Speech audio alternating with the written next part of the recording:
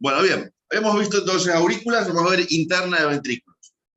A los ventrículos los vamos a definir como dos cámaras de baja presión, dos cámaras de alta presión. Las cámaras de baja presión son las aurículas, las cámaras de alta presión son los ventrículos. Bien, son de alta presión en comparación con las aurículas. ¿Por qué son de alta presión? Porque son las que va a predominar el miocardio. Así como en la aurícula predomina el endocardio y el epicardio, en el ventrículo tenemos las tres capas y predomina el miocardio. Ambos ventrículos, ventrículo derecho y ventrículo izquierdo, están separados por una pared de endomiocardio que es el tabique interventricular o septum interventricular. Y cada ventrículo tiene cosas en las que ambos ventrículos son similares, tienen similitudes y tienen diferencias. ¿Bien? Tienen similitudes por la estructura y tienen diferencias porque manejan presiones distintas. El ventrículo derecho, en comparación con el izquierdo, es un ventrículo de menor presión porque la sangre la debe enviar a través de la arteria pulmonar a una corta distancia y a corta distancia poca presión. Poca presión, poco volumen sistólico, la pared es delgadita. En cambio, el ventrículo izquierdo, que debe enviar sangre a la aorta a todo el cuerpo, precisa de mayor presión sistólica, por eso la pared va a ser diferente. Ahora, ¿qué tienen en común los ventrículos? Bueno, ambos ventrículos van a tener una base, ambos ventrículos tienen una base, esa base es doble. ¿Por qué una base doble? Porque tienen una base que mira a la unión aurículo-ventricular que se encuentra cerrada por las válvulas auriculoventriculares tricúspide y mitral, y tiene una base de salida cerrada por la válvula sigmoidea, en el caso pulmonar, y sigmoidea aórtica. Entonces, cada ventrículo tiene una base. Esa base es doble. Una base de entrada aurículo-ventricular y una base de salida, que es el cono arterial. Ambos ventrículos tienen un vértice o punta, y la vértice o punta del ventrículo izquierdo es la punta del corazón. Y ambos ventrículos tienen paredes. Esas paredes tienen que ver con el número de valvas de la válvula aurículo-ventricular. A la derecha, la válvula tricúspide tiene tres valvas: anterior, posterior e interna. Por lo tanto, el ventrículo derecho tiene tres paredes: pared anterior, que es la que está aquí, cortada, pared interna o pared septal, y pared posterior. Anterior, interna y posterior son las válvulas de la tricúspide, anterior, interna y posterior son las paredes del ventrículo derecho. El ventrículo izquierdo, que la válvula mitral tiene dos valvas, valva lateral o valva izquierda y valva medial o mayor y menor. Al tener dos valvas, la válvula mitral, el ventrículo izquierdo tiene dos paredes: pared medial o septal, pared lateral o pared libre o pared mediastínica.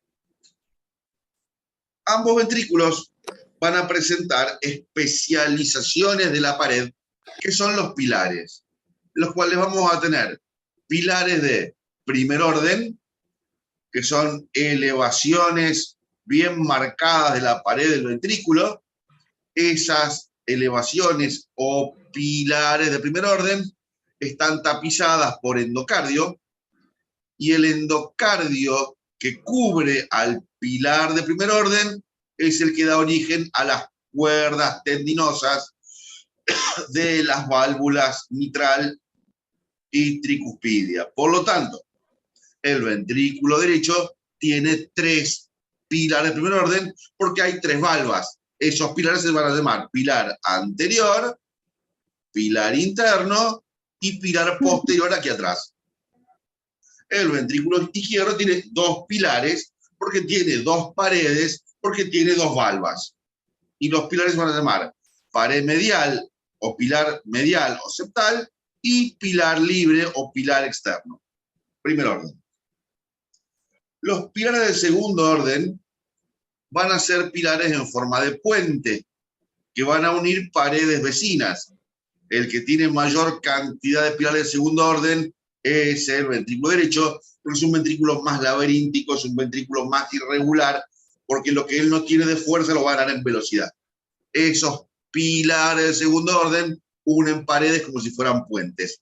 El ventrículo derecho tiene un pilar de segundo orden muy bien marcado, que yo tengo acá, que se llama bandeleta arciforme, de forma de arco, que une la pared septal con la pared anterior, y es importante porque dentro de ese pilar se va a introducir la rama derecha de las de His para luego dar la red ventricular o red de Purkinje que va a inervar todo el ventrículo derecho. Esa es la importancia del pilar de segundo orden en ventrículo derecho. Bandeleta arciforme. Y luego tengo pilares de tercer orden, que son pequeñas elevaciones, que se ven aquí, mucho más marcadas en el ventrículo derecho que en el ventrículo izquierdo, que también las tiene. Lo que hacen estos pilares de tercer orden es sobreelevar la pared, la superficie del ventrículo, para hacerlo irregular. Y cuando el ventrículo es irregular, la sangre aumenta la velocidad, aumenta la turbulencia y aumenta la velocidad de salida del flujo. Dentro de los pilares de tercer orden, el ventrículo derecho tiene un pilar muy bien marcado, que está ahí, que está inmediatamente antes de la salida de la arteria pulmonar, que se llama espolón de Wolf. Y ese espolón de Wolf lo que hace es cerrar, estrechar levemente el cono de salida de la arteria pulmonar para que cuando el ventrículo haga sístole aumente el flujo de salida, aumente la turbulencia, aumente la velocidad del flujo. El espolón de Wolf, entonces, ayuda a la salida del flujo sistólico en la arteria pulmonar en ventrículo derecho. Hasta acá es lo que más o menos parecido tienen ambos ventrículos. Ahora, desde el punto de vista de sus diferencias van a ser, bueno, por supuesto, la superficie del ventrículo derecho, como es un ventrículo que tiene que tener mucha velocidad, porque no tiene presión, tiene muy poca espesor en su pared, es un ventrículo laberíntico, es un ventrículo muy irregular. En cambio, el ventrículo izquierdo es un ventrículo no liso, pero tiene menor cantidad de trabéculas, menor cantidad de pilares, es un ventrículo que tiene menor irregularidad en su pared. Segunda característica, el grosor. El grosor, el ventrículo izquierdo tiene un grosor de aproximadamente 1,5 centímetros de pared, y esto es muy importante recordarlo, porque si el ventrículo izquierdo tiene mayor espesor, una hipertrofia ventricular, al tener mayor espesor tengo menor volumen, porque tengo menor espacio, entonces no está bueno que tenga mayor cantidad de pared. Por eso 1,5 centímetros es importante. Si tiene menos de 1,5 centímetros puede estar infartado. Es un ventrículo que no me sirve para la sístole. Entonces recordar cuánto mide el espesor del ventrículo es importante. 1,5 centímetros del ventrículo izquierdo y aproximadamente 5 milímetros, 0,5 centímetros en el ventrículo derecho, que es un ventrículo que no hace mucha fuerza, por eso lo que no tiene fuerza lo tiene en velocidad. Es un ventrículo de paredes delgaditas, 3 paredes, pero delgaditas, y una gran capacidad. La tercera cosa que los hace diferentes, vamos a ver en un corte, si yo agarro el corazón y corto a nivel de los ventrículos, vamos a ver ventrículo izquierdo aquí, ventrículo derecho acá. El ventrículo derecho con 3 paredes, pared anterior, pared interna y pared posterior. Poco espesor y gran irregularidad. Y la cavidad del ventrículo derecho es una cavidad que tiene forma de media luna, en forma semilunar, con un gran volumen, un gran espacio. Ventrículo izquierdo tiene 2 paredes, pared septal, que forma el tabique, y la pared libre o pared izquierda, que forma la cara mediastínica del corazón. Es un ventrículo con gran espesor de pared y una luz circular y pequeñita. Esto es lo que hace como importante la diferencia entre ambos ventrículos. ¿Qué otra cosa tienen los ventrículos para describir? Las cámaras. A ver, la cavidad ventricular es una sola. Ahora, la sangre, en un primer momento, va a ingresar, vamos a ver un poquito mejor acá, la sangre primero ingresa de aurícula a ventrículo a través de la tricúspide, a través de la mitral, y después en sístole la sangre vuelve a salir, pero a través del cono de la arteria pulmonar o a través del cono de la arteria aorta. Por eso decimos que cada ventrículo tiene dos cámaras. Una cámara de entrada, en la cual la sangre entra, y una cámara de salida. Es el mismo ventrículo. El tema es cómo se comporta la sangre en diástole y en sístole. ¿Cuál es el límite entre cámara de entrada y cámara de salida? Bueno, en el ventrículo derecho, esa diferencia está marcada por los siguientes elementos. La bandereta arciforme, primero. Vamos a ver los límites entonces entre cámara de entrada y cámara de salida del ventrículo derecho. Tengo la bandereta arciforme. Después, el pilar interno de la tricúspide, la valva interna de la tricúspide y el espolón de Wolf. Entonces, bandereta arciforme, pilar de primer orden de la valva interna de la tricúspide, valva interna de la tricúspide y espolón de Wolf. Esto hace que cuando la sangre ingresa, se diferencie el flujo de entrada a que cuando la sangre sale, que la diferencia en el flujo de salida. Cámara de entrada, cámara de salida. En cambio, en el ventrículo izquierdo, el límite entre uno y otro va a ser la valva interna de la mitral y el tabique, o sea, y el pilar de la valva interna de la mitral. Ese es el límite entre cámara de entrada y cámara de salida. Bueno, con la descripción de ventrículos ya estaríamos. ¿Bien? Vamos a ver ahora los sistemas de activación ventricular y de activación de la corriente eléctrica, que vamos a explorar más adelante con el electrocardiograma. El corazón tiene dos sistemas de regulación eléctrica. Un sistema propio intrínseco que no depende del sistema nervioso autónomo, del sistema nervioso. El sistema nervioso no lo activa, que se llama sistema cardionector, ¿bien? O sistema de activación intrínseco. Por más que yo le corte todos los nervios del corazón, él va a seguir latiendo a su ritmo y a su frecuencia porque es una estructura vital. Y un sistema de activación o de regulación externa dada por el autónomo, simpático y parasimpático, que es la inervación extrínseca del corazón, dada por el autónomo. El autónomo decimos que no es automático, es autónomo, es independiente del sistema nervioso somático, de la vida de relación que yo puedo regular, por eso se llama autónomo. No quiere decir automático, quiere decir independiente del resto. El sistema de inervación intrínseco, o sistema cardionector, dijimos que está formado por miocardio, que mutó, que cambió su estructura, y en vez de ser un miocardio de tipo contráctil, es un miocardio que tiene la capacidad de autogenerar, autotransmitir y autoactivar la corriente eléctrica. Es músculo, es miocardio, no son nervios. Después vamos a hablar de rama derecha y rama izquierda, pero en realidad no son como rama un nervio, es cómo va cambiando el potencial eléctrico.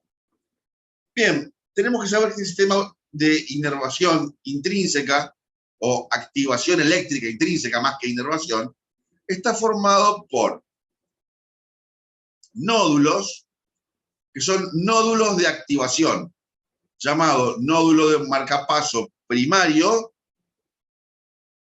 porque ahí comienza el estímulo eléctrico, que es el nódulo sinusal, y un nódulo de, decimos, marcapaso secundario o activación secundaria. En realidad lo que hace es este nódulo, que es el nódulo aurículo-ventricular, o de Aschoff y Tabara, es el más importante porque es el que retrasa el impulso eléctrico para que primero se contraiga la aurícula y después el ventrículo. Entonces es importante porque este va a retardar el estímulo. Yo tengo que saber que estos nódulos están ubicados ambos en la aurícula derecha. El nódulo sinusal se llama así porque está en el seno venoso. Está en la pared posterior de la aurícula derecha, sobre la cresta terminal de His, por debajo del tubérculo de Lower, y acuérdate que se extendía de subendocardio a subepicardio, y eso es fundamental, eso es importantísimo, ¿bien? Porque desde el subendocardio recibe presión por volumen de la aurícula derecha, y del subepicardio recibe las ramas del sistema nervioso autónomo.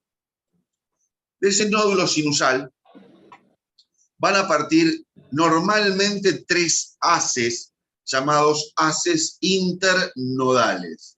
¿Por qué? Porque van del nódulo sinusal al nódulo AB, que es el haz de Torel, haz de Wenckebach y haz de Bachmann. En realidad me interesa que sepas que son 2 que van a conectar la aurícula derecha y uno solo para la aurícula izquierda. A veces hay un cuarto haz llamado haz de Kent, que cuando existe a veces crean palpitaciones. ¿Bien? Pero bueno, estos haces internodales son los que van a activar el miocardio de la cara externa de ambas aurículas. Por eso van hacia afuera.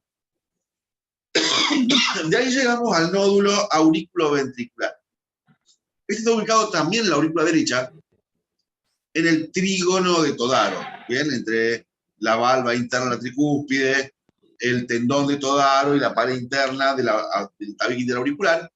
Este es un nódulo que en vez de tener esta formita, el nódulo aurículo-ventricular tiene forma de embudo, tiene una forma de triángulo.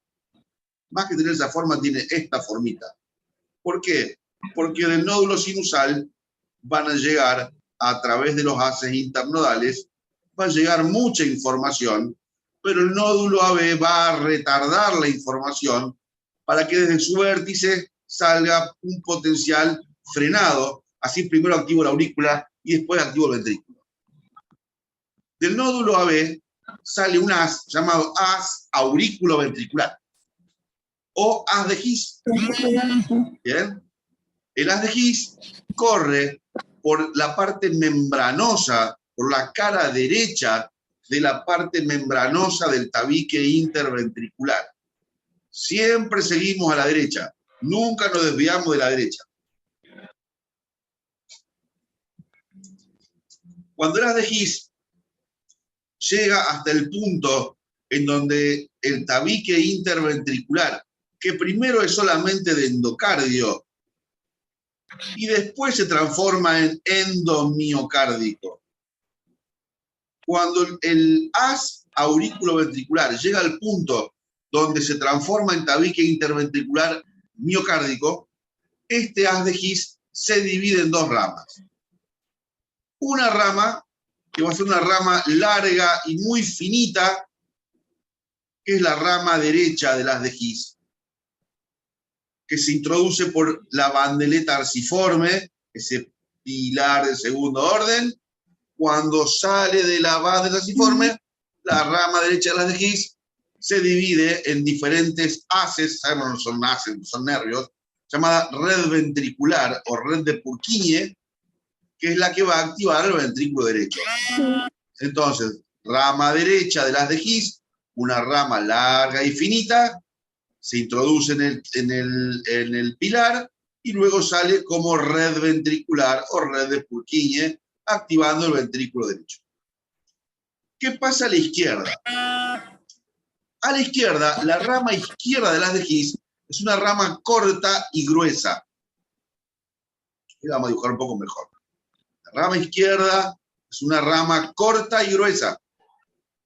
Claro, como el ventrículo izquierdo es un ventrículo grande y tiene 2 paredes, esa rama izquierda del haz de His, corta y gruesa, se va a dividir en dos llamadas hemidivisiones. Una hemidivisión anterior y una hemidivisión posterior. Va una para adelante y una para atrás. Cada hemidivisión después se divide en la red de Purkinje ventricular para la pared correspondiente. Por lo tanto, el ventrículo derecho tiene una sola rama y el izquierdo tiene 2 ramas. Una hemidivisión anterior y una hemidivisión posterior, cada una con una red de Purkinje especial. Una para la pared septal, una para la pared libre. ¿Bien? Y ahí tengo entonces ahora sí la activación del miocardio contráctil. Lo importante que debemos recordar esto es la irrigación de cada segmento. Y esto es importante. ¿Bien? Entonces tenemos que el nódulo sinusal está irrigado por una arteria que es la arteria del nódulo sinusal o atrio nectora. Esta arteria del nódulo sinusal puede venir en el 75% de los casos de la coronaria derecha. En un 15% de los casos, bien, puede venir en la coronaria derecha.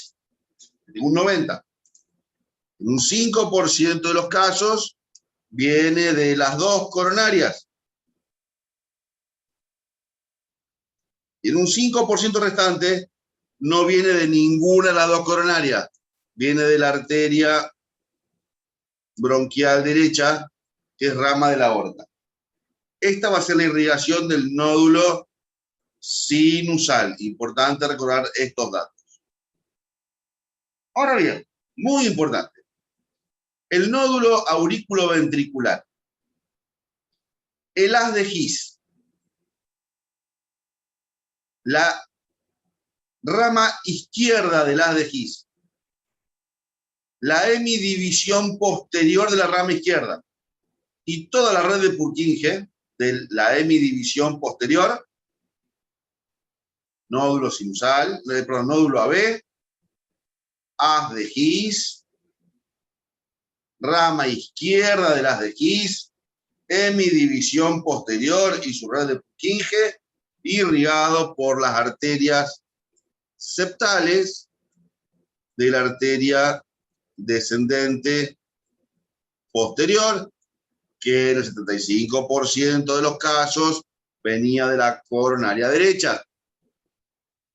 Y en el 25% restante viene de la circunfleja tipo 4, que es de la coronaria izquierda.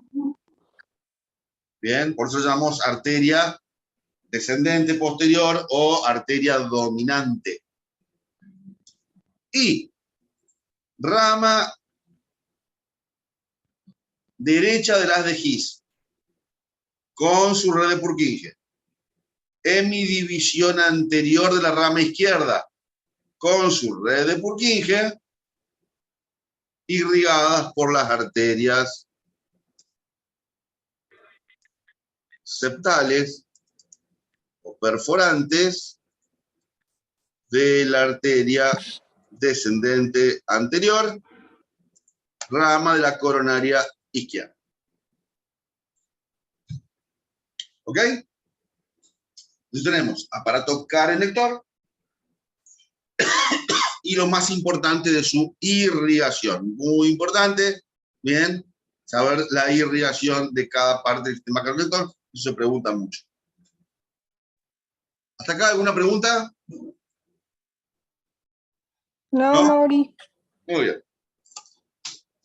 Vamos a inervación extrínseca del corazón. Bien. La extrínseca estaba dada por el sistema nervioso autónomo.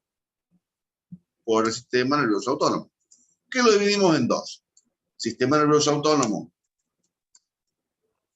parasimpático y sistema nervioso autónomo simpático. El autónomo va a inervar dos cosas. Y solo dos cosas. Va a inervar a los nódulos sinusal y aurículo-ventricular, acelerándolos o desacelerándolos, y va a irrigar las arterias y las venas coronarias, produciendo vasoconstricción o vasodilatación. Bien, tengo que aumentar la frecuencia, aumento, disminuye también la vasoconstricción. Bien, el parasimpático viene representado, en este caso, por los nervios neumogástricos. Bien, tanto neumogástrico derecho como neumogástrico izquierdo, a través del núcleo cardiogastroneumoentérico. Y el tema es así. Acá está pendiente, y vamos a utilizar el dibujo. Acá tengo el tronco del neumogástrico derecho, que el neumogástrico derecho va a dar el nervio laríngeo inferior o recurrente en el cuello por debajo de la arteria subclavia. Y acá veo el nervio neumogástrico izquierdo que se mete al tórax y da el nervio recurrente o laringio inferior por abajo de la aorta. Entonces, ambos nervios neumogástricos, derecho e izquierdo, debo considerarle los nervios recurrentes. Recurrente derecho se origina en la base del cuello, por abajo de la subclavia. Recurrente izquierdo, por abajo de la aorta. ¿Por qué? Porque cada nervio neumogástrico va a dar 3 nervios cardíacos. Estos nervios cardíacos que da el neumogástrico se van a llamar cardíaco superior, cardíaco medio, cardíaco inferior. Cada nervio neumogástrico, derecho e izquierdo, da 3 nervios cardíacos.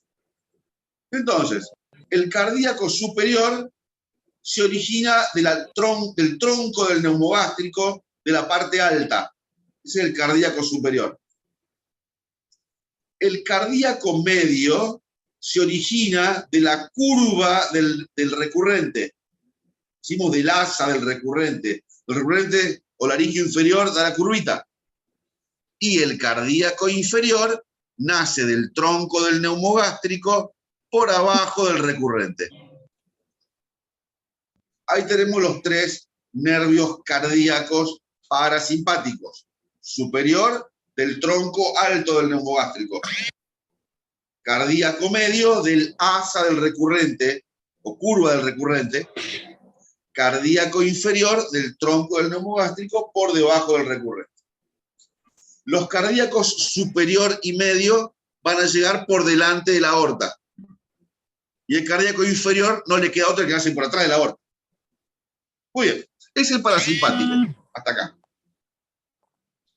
El simpático está representado por los ganglios de la cadena simpática paravertebral cervical. Entonces tengo el ganglio simpático cervical superior, ganglio simpático cervical medio, ganglio simpático cervical inferior, derecho e izquierdo. Y cada uno de ellos va a dar un nervio cardíaco. Nervio cardíaco superior, el ganglio superior. Nervio cardíaco medio, nervio cardíaco inferior, derecho e izquierdo. Estos nervios cardíacos que vienen de la cadena simpática, ahí los vamos a ir viendo. Acá está el ganglio simpático superior, ganglio simpático medio y el ganglio simpático inferior, que a veces se llama estrellado, da los nervios cardíacos. Cardíaco superior, cardíaco medio y cardíaco inferior. Los nervios cardíaco superior, cardíaco medio, del simpático y del parasimpático, se van a unir por delante de la aorta y forman el plexo cardíaco superficial o preaórtico. Y los nervios cardíacos inferiores del simpático y el parasimpático, derecho e izquierdo, se reúnen por atrás de la aorta y forman el plexo cardíaco profundo o retroaórtico. Uno por delante y uno por atrás. Y después se unen por abajo de la aorta. Forman el plexo cardíaco subaórtico o interaórtico pulmonar. Y recién... ¿Cómo? Sí, señor. Sí. Y recién después de dar esos plexos cardíacos, en realidad se unen las ramas, no se mezclan, pero se van uniendo las ramas vegetativas, como no tienen axón, no tienen mielina, ¿bien? Ahí luego van a su punto de acción, ¿bien? Van al nódulo sinusal, van al nódulo auriculoventricular y se distribuyen por las paredes de la aorta, por las paredes de la pulmonar y por las paredes de las coronarias. Y esta es inervación extrínseca. lo que hace es cardioacelerar el simpático, bradicardia el parasimpático, vasoconstricción el simpático, vasodilatación el parasimpático. ¿Bien? Muy bien. Bien. Último tema que nos queda, que es pericardio. El pericardio, a diferencia del peritoneo y de la pleura, es una estructura doble. Es una estructura que, por un lado, está formado por tejido epitelial, y es lo que llamamos pericardio seroso, que este sí es igual a la pleura Sí. y al peritoneo. Este pericardio seroso va a ser el encargado de cubrir al corazón en forma muy íntima del corazón, ¿bien? Y su principal función va a ser permitir que el corazón se mueva y no se lesione por fricción, pero además este pericardio seroso, como toda serosa, tiene dos hojas. Una hoja visceral, a la que llamamos epicardio, ese es el epicardio.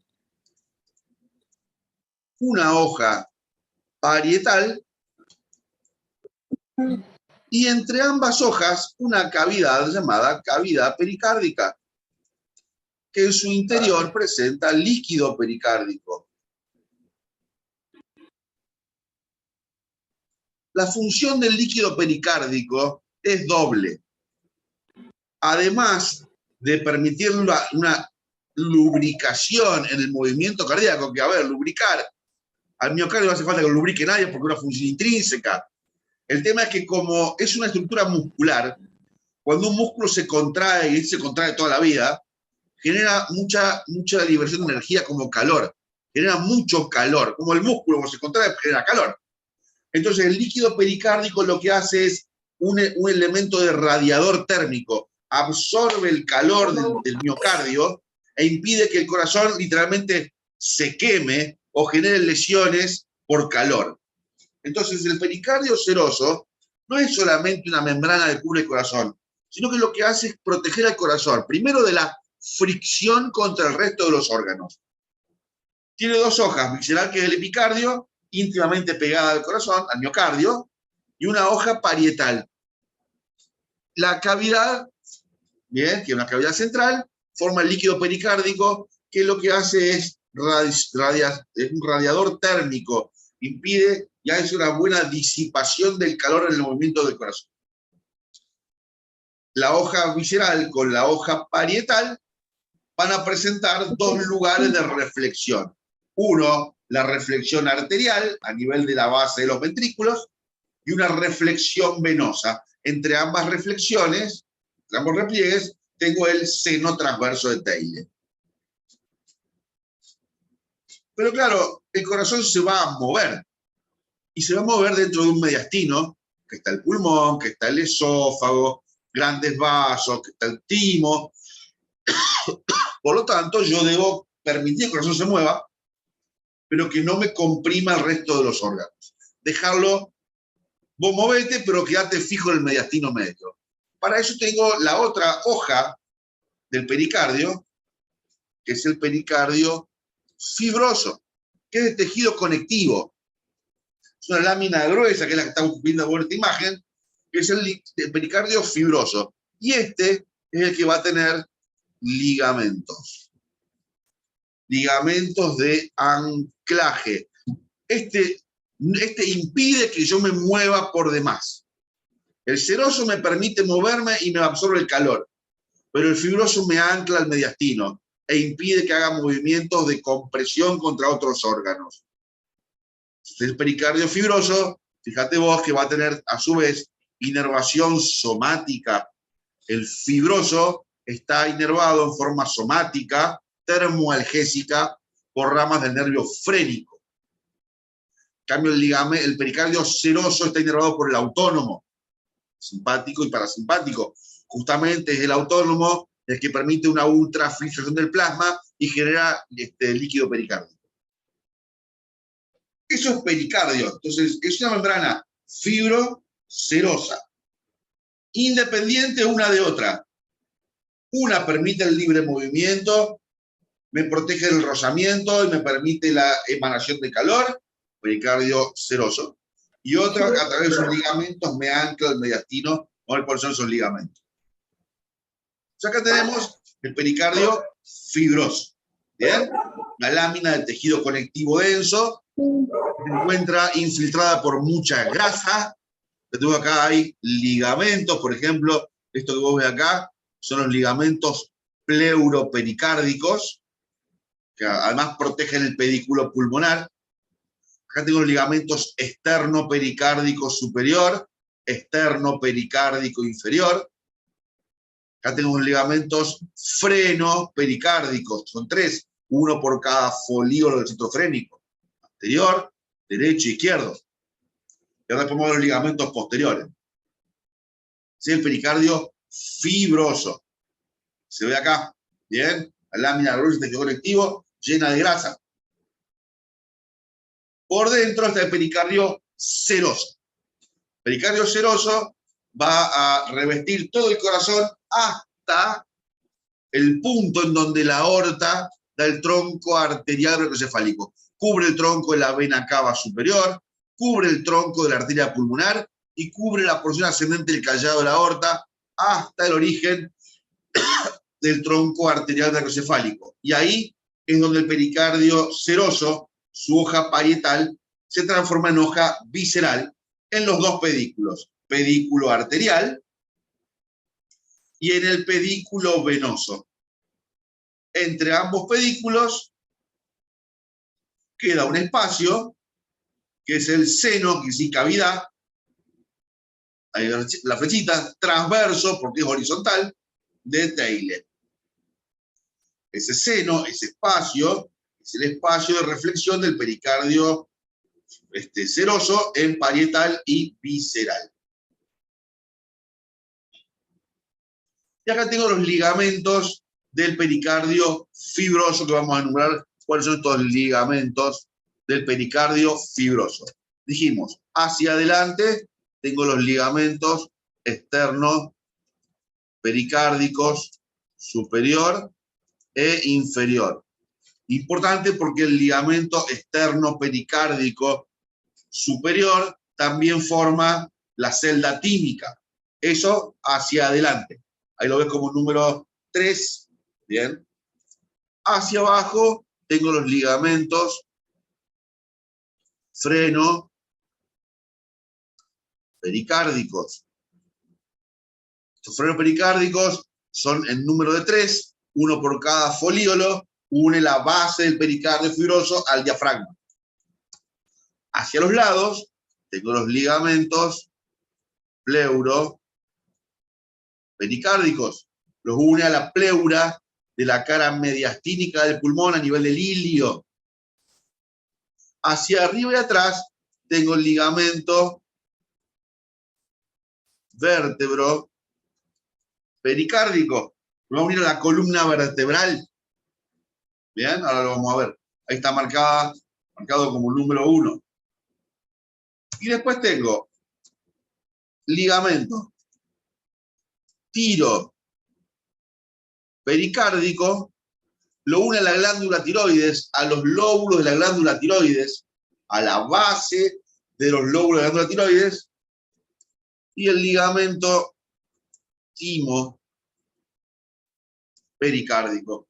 Este es un tema que a veces se toma, ¿Cuáles son los ligamentos del pericardio? O sea, acá tengo los que son el vértebro pericárdico de atrás, tiro y timo pericárdicos, freno pericárdico, pleuro pericárdico, externo pericárdico.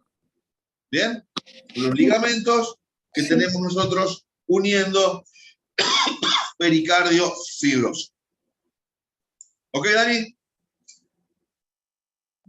Sí, Mauri. Bien, perfecto. Bueno, primer día entonces vamos a ir despacito. Vamos a dejar acá. Escúchame, mañana vos podés. Sí.